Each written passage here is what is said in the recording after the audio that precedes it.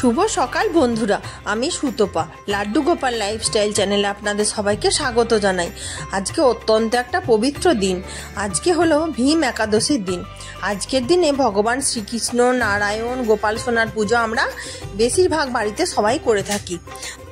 ভীম একাদশী হিন্দু মহাকাব্য মহাভারতের পঞ্চ পাণ্ডবের মধ্যে দ্বিতীয় জন ভীমের নামানুসারে এই একাদশীর নামকরণ করা হয়। ভীম ছিলেন খাদ্যপ্রেমী। সকল একাদশী উপবাস পালন করতে চেয়েছিলেন, কিন্তু খিদে নিয়ন্ত্রণ করতে না পারে সমাধানের জন্য তিনি মহর্ষি ব্যাসদেবের কাছে যান। ঋষি তাকে নির্জলা একাদশী পালন করার পরামর্শ দেন। যখন বছরে একদিনের জন্য তাকে পরম উপবাস পালন করতে হবে। ভীম নির্জলা একাদশী পালন করে 24টি একাদশীর পূর্ণ অর্জন করেছিলেন। তাই তার নামানুসারে একাদশীর নাম হয় ভীম একাদশী বা পাণ্ডব একাদশী। চলুন আমি সরাসরি পূজায় চলে যাই। আর আজকের দিনে আমি গোপাল সোনাকে স্নান করাচ্ছি। স্বস্তিক চিহ্ন একটি অশ্বগন্ধা চন্দন দিয়ে এঁকে নিলাম, আর উপর থেকে দুটো তুলসী পত্র সুন্দর করে দিয়ে দিলাম। এরপর গোপাল সোনাকে আমি তুলসী পত্রের উপরে বসিয়ে দিলাম। আর এরপর এখনকার দিনে তো প্রচণ্ড পরিমাণ বাড়িতেও গাঁদা ফুলের গাছ হয়, আর বাজারেও প্রচুর পরিমাণ গাঁদা ফুল থাকে। ওর জন্য আমি পুষ্পাভিষেক করিয়ে দিলাম অনেকটা ফুল দিয়ে গোপাল সোনাকে। আর এরপরে একটু চন্দন নিয়ে গোপাল সোনা চরণ যুগলে চন্দন দিয়ে দিলাম, আর চারিদিকে একটু চন্দনের ছিটে দিয়ে দিলাম। আর আমি জলটি আগে থেকে অগুরু আর গোলাপ জল দিয়ে প্রস্তুত করে রেখেছিলাম। আর গোপাল সোনার চরণে একটু গঙ্গা জল দিয়ে দিলাম।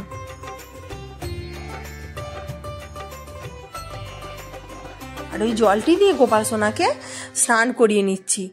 ওম নমঃ ভগবতে বাসুদেবায় কৃষ্ণায় গোবিন্দায় নমো নমঃ, এই মন্ত্র বলেও আপনারা স্নান করাতে পারেন। আবার এই মন্ত্র আপনারা বলতে পারেন ওম যজ্ঞায় যজ্ঞেশ্বরায় যজ্ঞপতয়ে যজ্ঞ সম্ভায় গোবিন্দায় নমো নমঃ ইদং স্নানিয়ং, এই মন্ত্র বলেও স্নান করানো যায়। আর কেউ যদি কিছু না পারেন হরে কৃষ্ণ মহামন্ত্র বলেও স্নান করানো যায়। গোপাল সোনাকে একটু সুন্দর করে আতর দিয়ে মালিশ করে দিলাম। আর গোপাল সোনা তো যেহেতু নারায়ণ, ওনাকে লাল আসনের উপরে বসিয়ে দিলাম। আর আজকে একটি সুন্দর হার পরিয়ে দিলাম গোপাল সোনার জন্য। আমি এটা কাশী বিশ্বনাথ থেকে কিনে এনেছিলাম। আর একটি বাঁশি দিলাম, আর সুন্দর করে একটু গোপাল সোনার কপালে অশ্বগন্ধা চন্দনের তিলক লাগিয়ে দিলাম। আর গোপাল সোনাকে একটু আয়না দর্শন করিয়ে দিলাম, কারণ গোপাল সোনা তো ছোট ছেলে, আয়না দর্শনটা করাতেই হয়। এরপরে নিজেকে আচমন করে নেওয়ার জন্য হাতে একটু গঙ্গা জল নিয়ে নম বিষ্ণু নম বিষ্ণু নম বিষ্ণু করে হাতকে ধুয়ে নিলাম। আবার একটু হাতে গঙ্গা জল নিয়ে সুন্দর করে হাতকে পবিত্র করে ধুয়ে হাত জোর করে নম অপবিত্র পবিত্র বা সর্বাবস্থাং গত বিভা যচ্ছরে পুণ্ডরী কাকসং সবাহ্য অভ্যন্তর সূচি নম সূচি নম সূচি নম সূচি, এই বলে নিজেকে আচমন করে নিলাম। সুন্দর করে সব ঠাকুরের রাধা কৃষ্ণকে একটি সুন্দর করে রজনীগন্ধা ফুলের মালা পরিয়ে দিচ্ছি। আর রাধা দেবীকে একটি সুন্দর করে মানে মুকুটের কাছে একটি গাঁদা ফুল দিয়ে দিয়েছি। আর কিন্তু জানেন, ভগবান যদি ধরুন ফুল দিতে দিতে হঠাৎ করে আপনার সামনে সেই ফুলটা পড়ে গেল, তখন ভাববেন যে মানে প্রচণ্ড ভগবান খুশি হয়েছেন, তাই আপনাকে ওই ফুলটা দিয়েছেন। আর রাধা দেবীর এই ফুলটা একটু পরেই পড়ে গেছিল সামনে। আর এরপর একটুখানি মানে সুন্দর করে চন্দন দিয়ে তুলসী পাতা সহযোগে এ তানি সচন্দন তুলসী পত্রানি গোপালায় নম, এ তানি সচন্দন তুলসী পত্রানি শ্রীকৃষ্ণায় নমঃ করে, আর আমার ডান দিকে নারায়ণ আছে, ওনাকেও দিয়ে দিয়েছি এ তানি সচন্দন তুলসী পত্রানি শ্রী নারায়ণায় নমঃ, সুন্দর করে আমি দিয়ে দিয়েছি। আর গুরুদেবের চরণে আমি ফুল নিবেদন করে দিয়েছিলাম। আর এই দিকে আছে আমার গণেশ ঠাকুর, আর মাঝে আছে লক্ষ্মী নারায়ণ, আর ওই পাশে আছে মা সরস্বতী। সুন্দর করে আমি সব ঠাকুরকে সাজিয়ে দিলাম। আর প্রত্যেকটা ঠাকুরের যে মন্ত্র সহযোগে পুজো, সেগুলো যদি দেখতে চান আমি একটা ডেসক্রিপশন বক্সে দিয়ে রাখবো, সেটা আপনারা দেখে নেবেন। নিত্য পূজা। আর গোপাল সোনাকে হরে কৃষ্ণ মহামন্ত্র বলতে বলতে ভোগ নিবেদন করে দিলাম। আজকে একটু মাখন দিলাম, একটু লাড্ডু দিলাম, একটু আপেল দিলাম তুলসী পত্র সহযোগে, আর একটু পান করার জন্য জল নিবেদন করলাম। আর আমার গুরুমন্ত্র আছে, গুরুমন্ত্র বলি আমি গোপাল সোনাকে ভোগ নিবেদনটা করে থাকি। আর হাত জোর করে গোপাল সোনাকে যেই ভোগটা নিবেদন করেছি গ্রহণ করার জন্য মিনতি করলাম। গোপাল সোনা, তুমি ভোগ গ্রহণ করো, আর তোমার প্রসাদ 33 কোটি দেবদেবী সকলে গ্রহণ করবে।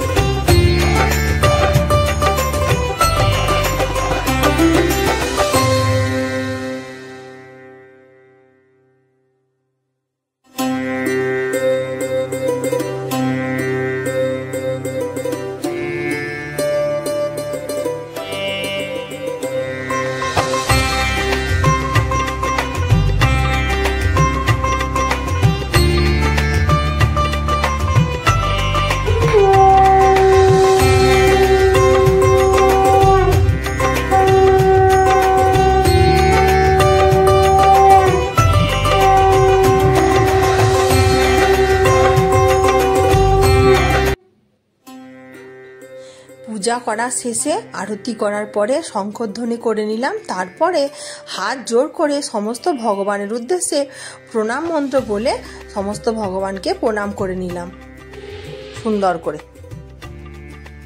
তো আমার পূজা কেমন লাগলো বন্ধুরা অবশ্যই কমেন্টে জানাবেন, আর কিছু যদি ভালো লাগে অবশ্যই লাইক করবেন। আর নতুন বন্ধুরা আমার চ্যানেলটি দেখতে দেখতে যদি কিছু ভালো লেগে থাকে আমার চ্যানেলটি সাবস্ক্রাইব করে আমার পাশে থাকবেন। আর আমার যেই বন্ধুরা রোজের ব্লগ দেখেন তাদেরকে অসংখ্য অসংখ্য ধন্যবাদ আমার পাশে বন্ধু হয়ে থাকার জন্য। তো চলুন, আজকে আমার মন্দিরটা এরকমভাবেই সাজিয়েছি, সব ঠাকুরকে মালা পরিয়েছি আর সুন্দর করে ফুল নিবেদন করে পুজো করেছিলাম। তো পূজা পদ্ধতিটা কিছুটা হলেও আপনাদের সঙ্গে শেয়ার করেছিলাম। তো কিছু যদি ভালো লাগে অবশ্যই কমেন্ট করবেন, আর আপনাদের কিছু যদি মতামত থাকে অবশ্যই কমেন্টে জানাবেন। আর আমরা তো দু স্বামী স্ত্রী মিলেই একাদশীর ব্রত করি, আপনারা কে কে করেন সেটা অবশ্যই জানাবেন বন্ধুরা। আপনাদের একটা লাইক, কমেন্ট, শেয়ার, সাবস্ক্রাইব আমাকে অনেক ভালো ভালো ভিডিও আনতে অনুপ্রাণিত করবে। আর যেই বন্ধুরা দেখছেন প্রচুর প্রচুর বন্ধুদের মাঝে শেয়ার করে দেবেন প্লিজ প্লিজ প্লিজ।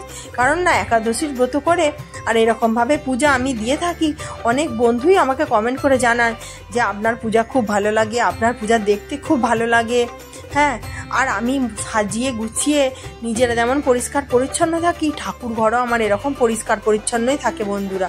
আর এরপরে আমি দুপুরের দিকে ভোগ নিবেদনও করে দেবো, যেহেতু আজকে একাদশীর দিন।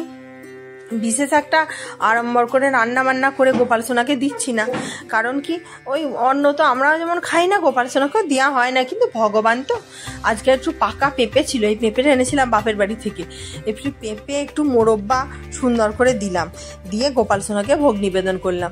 তো আজকের মতো আসি বন্ধুরা, আবার দেখা হবে নেক্সট একটা ভালো ব্লগে। ততক্ষণ পর্যন্ত সবাই সুস্থ থাকবেন, ভালো থাকবেন। রাধে রাধে, রাধে রাধে, জয় গোপাল, রাধে রাধে।